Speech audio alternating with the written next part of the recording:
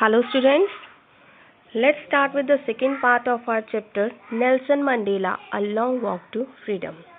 So well students, अपने पिछले part में हमने पढ़ा कि जो नेल्सन मंडेला होते हैं he is elected as the president of South Africa और वहाँ पे अपार्थाइड जो सिस्टम है वो पूरी तरह से अबॉलिश हो जाता है and on the inauguration day on his oath taking ceremony day he pledged and on the behalf of all the people and also hopes कि अब उनकी कंट्री में साउथ अफ्रीका में अब दोबारा से कभी भी कोई भी डिस्क्रिमिनेशन नहीं होगा, कोई ऑपरेशन नहीं होगी and no discrimination on any ground और कलर, कास्ट, क्रीड और जेंडर, किसी भी ग्राउंड पे किसी के साथ भी कोई भी डिस्क्रिमिनेशन नहीं किया जाएगा. Now let's start with the latter part. A few moments later, we all lifted our eyes in awe as a spectacular array of South African jets, helicopters, and troop carriers rode in perfect formation over the Union buildings. Now, as the speech of Nelson Mandela was going, तो कुछ ही moments के बाद क्या होता है, जो लोग हैं वहाँ पे वो प्रेजेंट है, वो कह रहे हैं कि we all lifted our eyes in awe as a spectacular array of South African jets, helicopters and troop carriers rode in perfect formation over the Union buildings.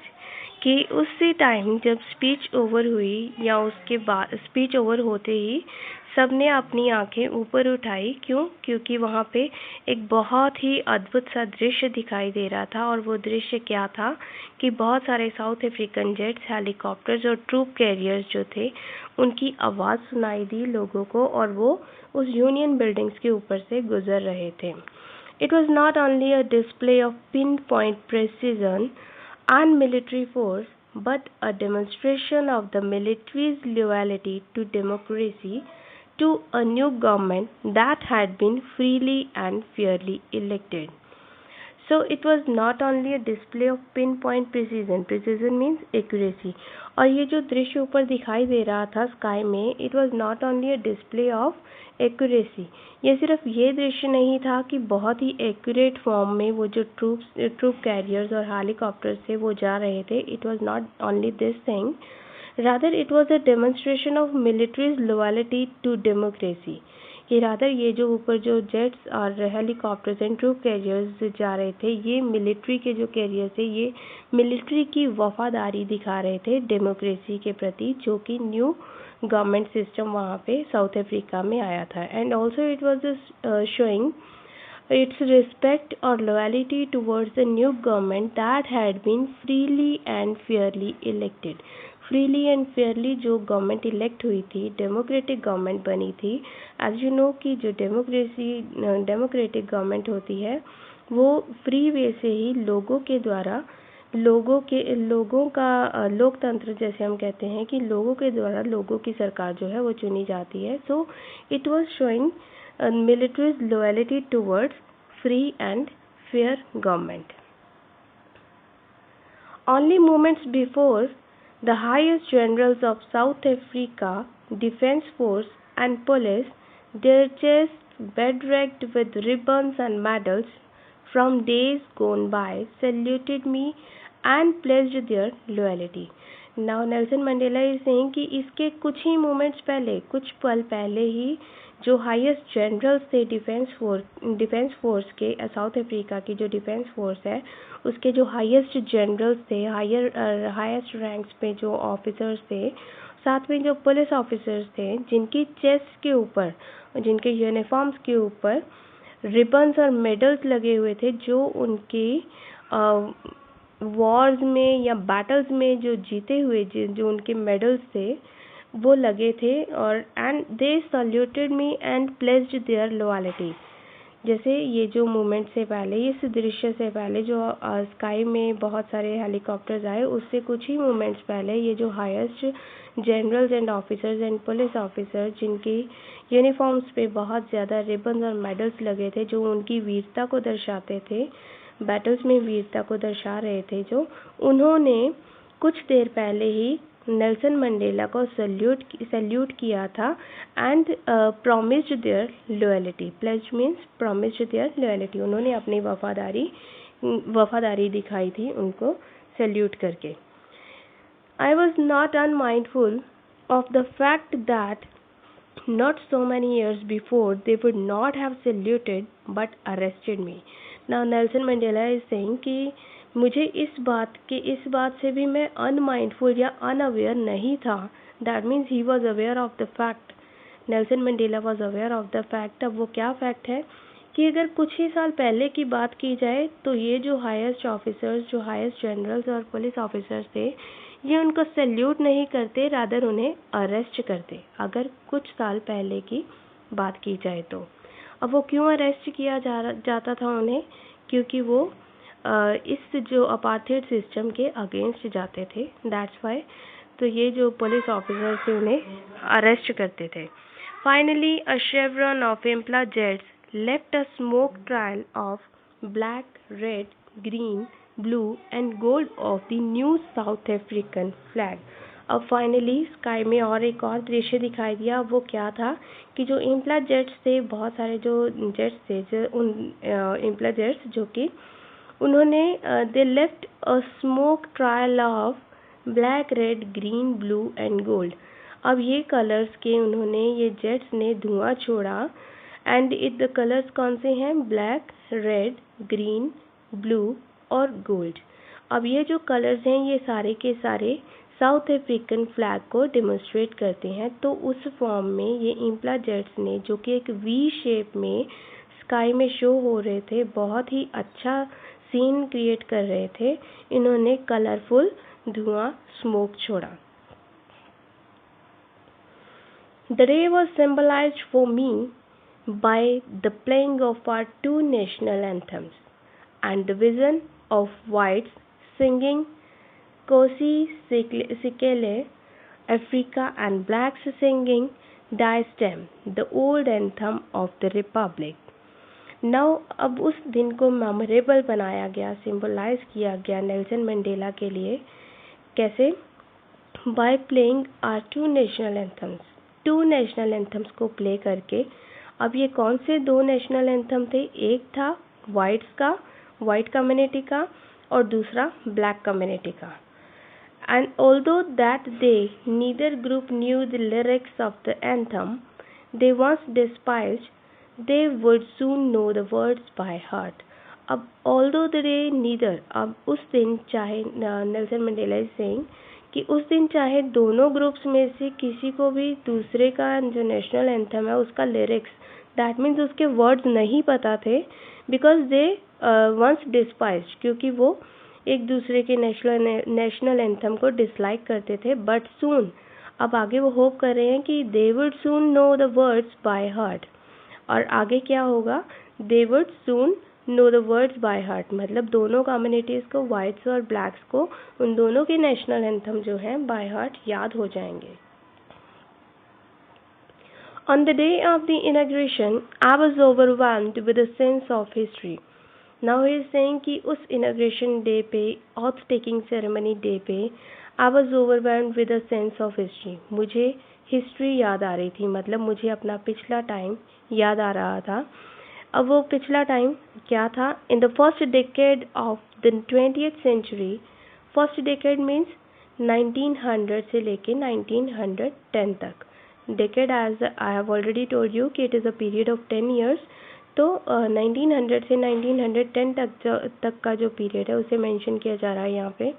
In the first decade of 20th century, a few years after the bitter Anglo-Boer War and before my own birth, the white-skinned peoples of South Africa patched up their differences and erected a system of racial domination against the dark-skinned peoples of their own land. Now he is saying कि जो 1900 से 1910 तक, A few years after the bitter Anglo War, जब bitter Anglo-Boer War हुआ, Anglo-Boer means English people और South African people के बीच में जो war हुआ, उसके कुछ ही साल के बाद अब ये टाइम कौन सा चल रहा था, 1900 से 1910 के बीच में. And before my on birth, और ही इज़ ऑल्सो सेइंग कि before my on birth, that means तब तक अभी इनका नेल्सन मंडेला का बर्थ भी नहीं हुआ था. और तब क्या हुआ उस टाइम पीरियड में, first decade of 20th century, इसमें क्या हुआ, the white skinned peoples of South Africa. अब जो वाइट कलर्ड पीपल थे, वाइट कलर्ड स्किन के जो पीपल थे साउथ अफ्रीका के, they patched up their differences and erected a system of racial domination against the dark skinned peoples of their own land. अब white colored people ने black colored people के against ये जो racial discrimination, racial domination create कर दिया और एक ऐसा सिस्टम शुरू कर दिया जो हमने पढ़ा है अपार्थाइड सिस्टम, जिसमें कि ब्लैक्स और वाइट्स को सेपरेट करके ब्लैक कलर्ड स्किन के लोगों को पॉलिटिकल राइट्स और बहुत सारे अदर राइट्स से उन्हें डिप्राइव किया जाना शुरू हो गया. सो उन्होंने अपनी ही कंट्री के अपने ही लोगों के साथ इस तरह का रेशियल डोमिनेशन जो शुरू कर दिया वाइट कम्युनिटी ने.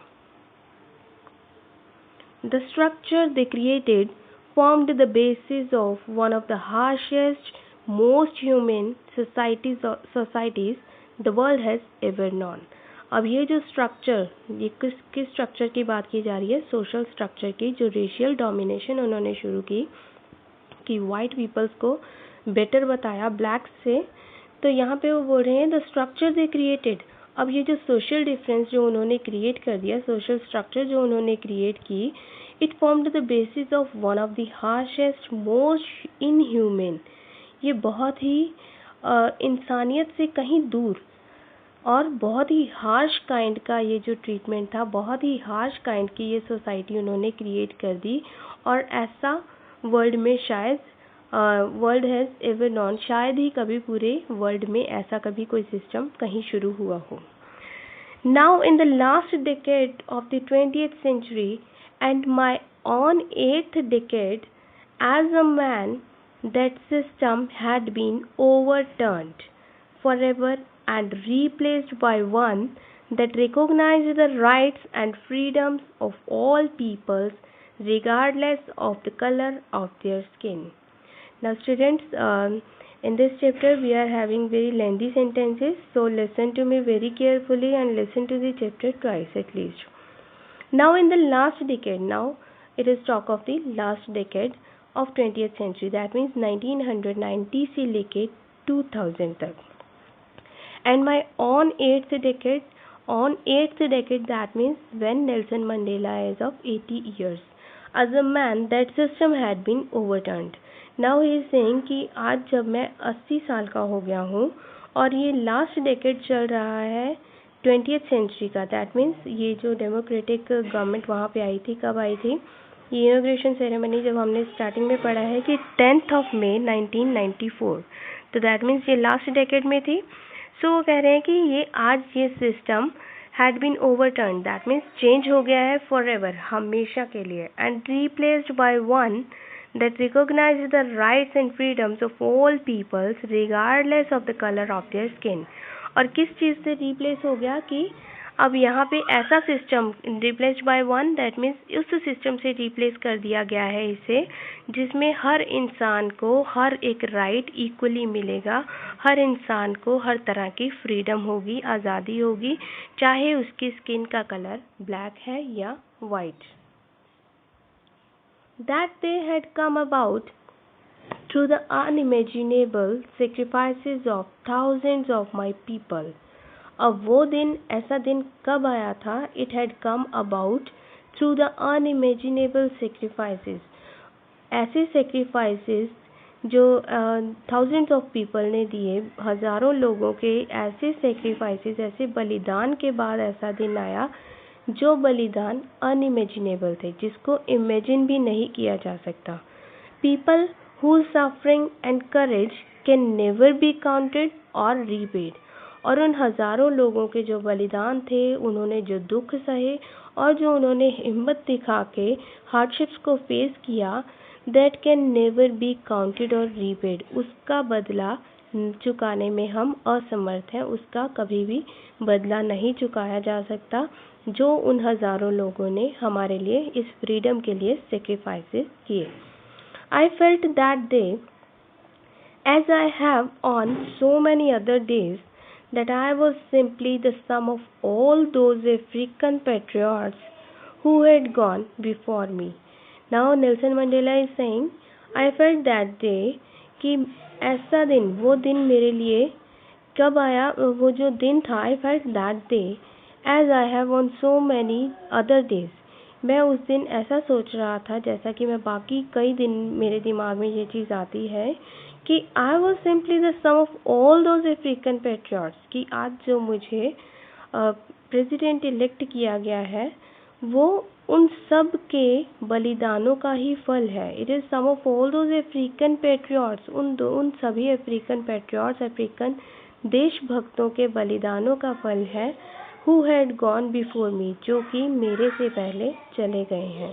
That means उन सब की अब डेथ हो चुकी थी. So it is the result of only the sacrifices of those people who had gone away, who had gone before Nelson Mandela and who had died. That long and noble line ended and now began again with me.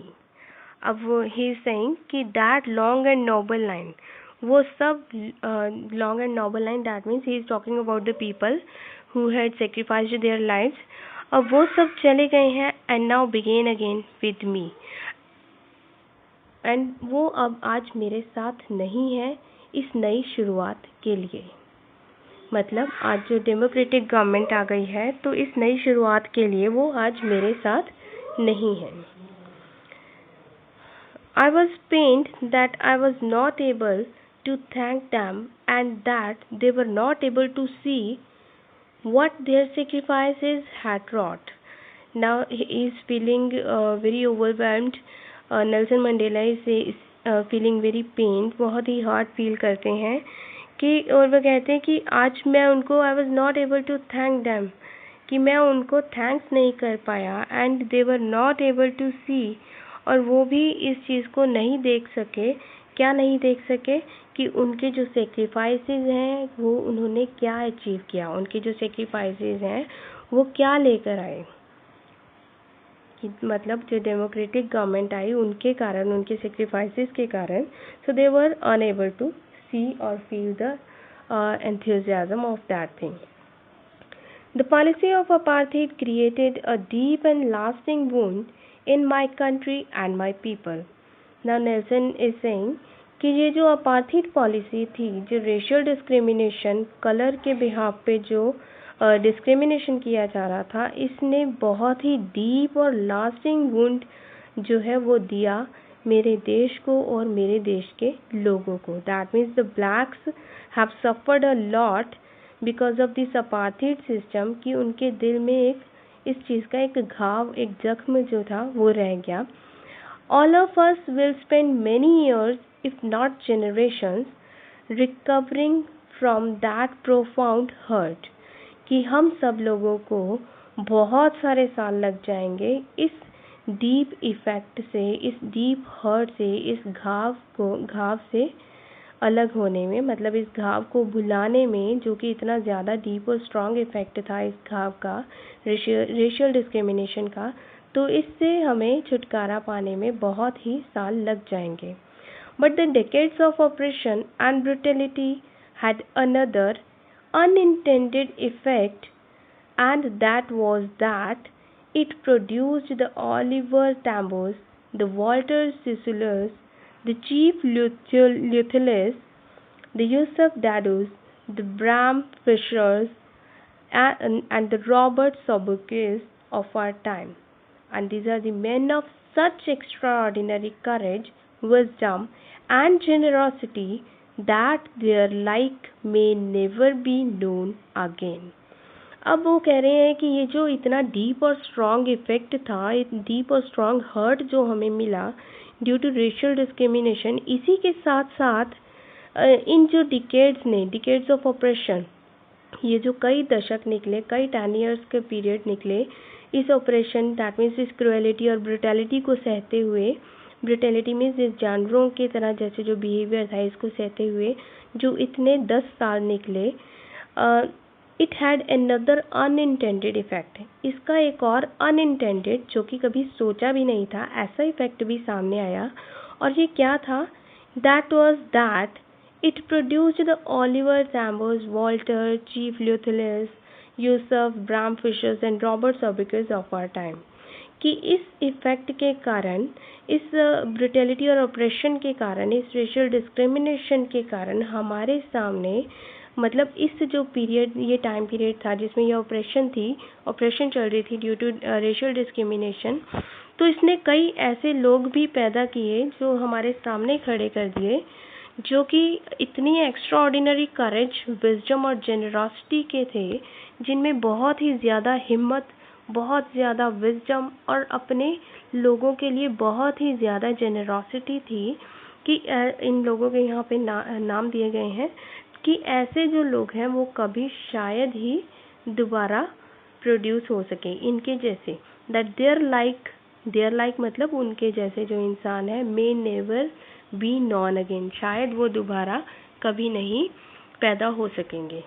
So here we are having the pictures, the names as well as the pictures of these freedom fighters of apartheid system जिन्होंने अपनी lives को sacrifice किया इस apartheid system को abolish करने के लिए और democracy लाने के लिए। So these are the names mentioned in the text that we have read now.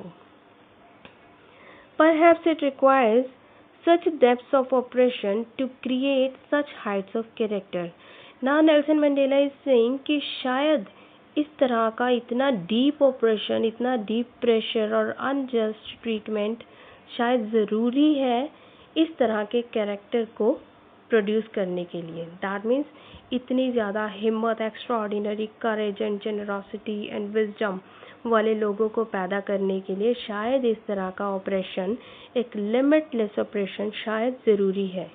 जैसे कहा जाता है कि जब घड़ा भर जाता है तो आवाज़ उठती है, तो दैट मीन्स ज़्यादा ऑपरेशन था वहाँ पे, तो उस वजह से लोगों ने आवाज़ उठाई और अपना करेज जो था वो शो किया। My country is rich in the minerals and James that lie beneath it's soil, but I have always known that its greatest wealth is its people, finer and truer than the purest diamonds.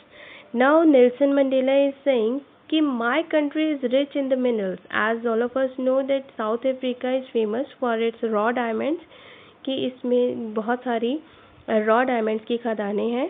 So he is saying कि मेरी जो country है it is rich in the minerals और gems तो हैं ही हैं इस country में, जो कि इसके सॉइल के नीचे हैं, ज़मीन के नीचे हैं।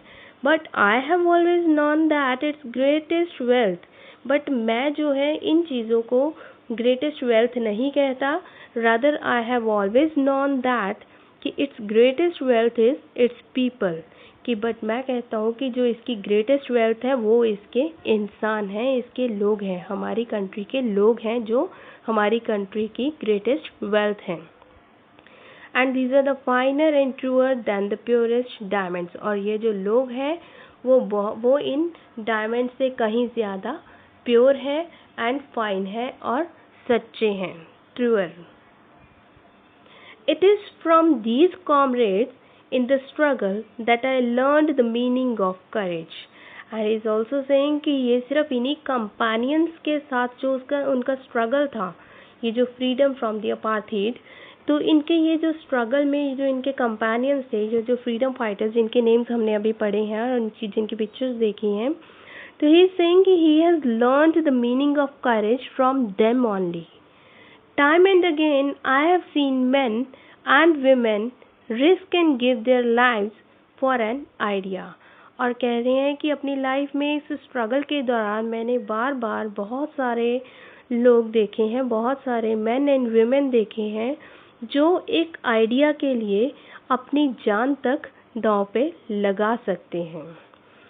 कि इस आइडिया, अब यहाँ पे आइडिया किस आइडिया की बात हो रही है, that is to abolish apartheid, apartheid को ख़त्म करने के लिए, कि बहुत सारे men and women ने अपनी जान तक को दांव पे लगा दिया, अपनी जान के बारे में भी नहीं सोचा. I have seen men stand up to attacks and torture without breaking, showing a strength and resilience that defies the imagination. अब वो कह रहे हैं कि I have seen men stand up to attacks and torture.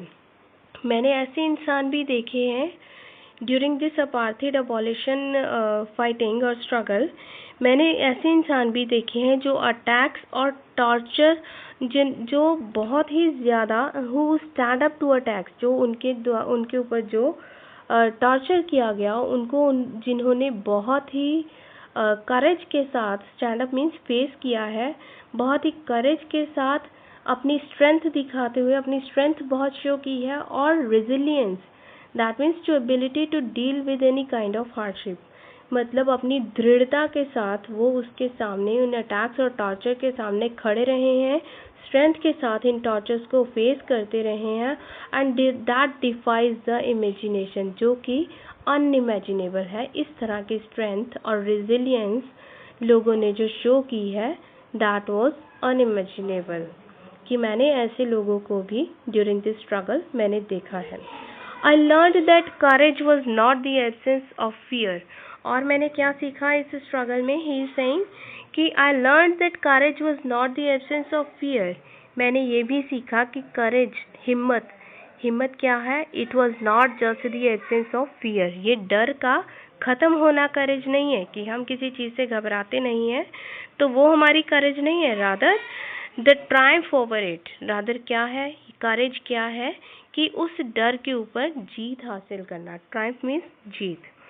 The brave man is not he who does not feel afraid. एक बहादुर इंसान वो नहीं जो डरता नहीं है, but he who conquers that fear. but एक बहादुर इंसान वो है जो उस डर को जीत लेता है, डर के ऊपर जीत हासिल करता है. Now he is saying no one is born hating another person because of the color of his skin or his background or his religion. Now Nelson Mandela is saying कि कोई भी बच्चा जब पैदा होता है, he is not born hating another person, कि वो किसी को हेट करते हुए नहीं पैदा होता. लाइक जब पैदा होता है तो उसके मन में ऐसा कुछ नहीं होता कि उसको वो बाय बर्थ ही हेट करना सीख के आता है, ऐसा नहीं होता. और ये किसी भी ग्राउंड पे हेट हो, like due to colour of the skin और इज बैकग्राउंड और रिलीजन, धर्म के बिहाफ पे, बैकग्राउंड के बिहाफ पे, फैमिली बैकग्राउंड के बिहाफ पे, या फिर स्किन के कलर के बिहाफ पे किसी को हेट करना बाय बर्थ ही नहीं आता. People must learn to hate. लोगों को ये सीखना पड़ता है, हेट करना सीखना पड़ता है. And if they can learn to hate they can be taught to love. और अगर हेट करना सीख सकते हैं तो डेफिनेटली प्यार करना भी सीख सकते हैं, प्यार करना भी उन्हें सिखाया जा सकता है. For love comes more naturally to the human heart than its opposite. क्योंकि जो लव है वो तो नेचुरली ही एक इंसान के अंदर होता है, than its opposite. Rather hate के अपोजिट जो लव है वो एक इंसान के अंदर नेचुरल ही होता है, बस उसे बाहर निकालने की ज़रूरत होती है. So it is easy to learn to love rather than to hate. Even in the grimmest times in prison, when my comrades and I were pushed to our limits, I would see a glimmer of humanity in one of the guards, perhaps just for a second, but it was enough to reassure me and keep me going. Now he is saying even in the grimmest times in prison, बहुत ज़्यादा hard time में भी prison में रहते हुए, when my comrades जब उनके जो कंपेनियंस थे, and I were pushed to our limits means जब नेल्सन मंडेला जेल में थे और उनके साथ बहुत ही हार्श ट्रीटमेंट किया जाता था, बहुत ही हार्ड पनिशमेंट दी जाती थी, और उनके कॉमरेड्स को भी साथ में, जैसे उनके कंपेनियंस जो उनको और उनके साथियों के साथ बहुत ही बुरा व्यवहार किया जाता था, और इतना उनके साथ उनको टॉर्चर किया जाता था कि उनकी लास्ट लिमिट तक, मतलब उनकी एक हद होती है, हद से पार होके उनके साथ कि एक इंसान जब उस पेन को बियर नहीं कर सकता, that is the last limit, कि उनको लास्ट लिमिट तक उनकी जो एबिलिटी थी, सहन शक्ति थी, उनकी सहन शक्ति के अंत तक जब उनको टॉर्चर किया जाता था, वो कह रहे हैं कि उस समय आई would see a glimmer of humanity in one of the guards. और जब उन्हें किसी भी गार्ड्स में से, शायद जैसे मानो कि उनके साथ बहुत ही बुरा व्यवहार किया जा रहा है, तो उनमें से जो उनके साथ बुरा व्यवहार कर रहे हैं, तो किसी भी गार्ड के फेस पे अगर उन्होंने कुछ भी मानवता की झलक देख ली, तो ही इज सेइंग कि शायद मतलब कोई गार्ड होगा जो उनको कभी भी थोड़ा सा तरस दिखा देता है, थोड़ा सा सिंपैथी दिखा देता है, या फिर कुछ उसके फेस पे सिंपैथी नज़र आ जाती है, ह्यूमैनिटी नज़र आ जाती है, मानवता नज़र आती है। तो ही इज सेइंग कि उस झलक को देखते ही I would see a glimmer of humanity in one of the guards. और जब वो उस झलक को देख लेते थे किसी एक गार्ड के फेस पे, तो शायद चाहे वो एक ही सेकंड के लिए होती थी, but it was enough to reassure me and keep me going. और वो मानवता की झलक, उस सिंपैथी की झलक, वही मेरे लिए सफिशिएंट थी मुझे एनकरेज करने के लिए और मुझे अपने स्ट्रगल को कंटिन्यू रखने के लिए। मतलब उन्होंने हार नहीं मानी। अगर उनको छोटी सी भी ह्यूमैनिटी थोड़ी सी भी ह्यूमैनिटी नज़र आती थी, तो वो कह रहे हैं कि वो ही सफिशिएंट थी मेरे लिए। जैसे कि ये कहा जाता है, इट इज़ अ प्रोवर्ब, डूबते को तिनके का सहारा, like a drowning man catches at a straw, है ना। तो सेम वे अगर थोड़ी सी मानवता की झलक किसी के फेस पे उन्हें नज़र आ गई, तो वो कह रहे हैं कि it was sufficient for me to encourage me and to keep my struggle going on. Man's goodness is a flame that can be hidden but never extinguished. Now he is saying कि जो एक इंसान की अच्छाई है, it is a flame, ये एक candle या एक कैंडल लाइट की तरह या फिर लाइट की तरह एक लॉ है। It is a law, it is a flame जो कि छिप सकती है बट नेवर एक्सटिंग्विश्ड, जो कि ख़त्म नहीं हो सकती। So with this I have finished this second part of our chapter. So students, you will have to read it twice or thrice to understand it in a better way, because जो sentences हैं इसके थोड़े से लेंदी हैं, तो थोड़ा सा मुश्किल फेस करनी पड़ सकती है आपको इन्हें समझने के लिए। But never give up, try and try again, listen and listen again, you will definitely get it. Thank you and have a nice day.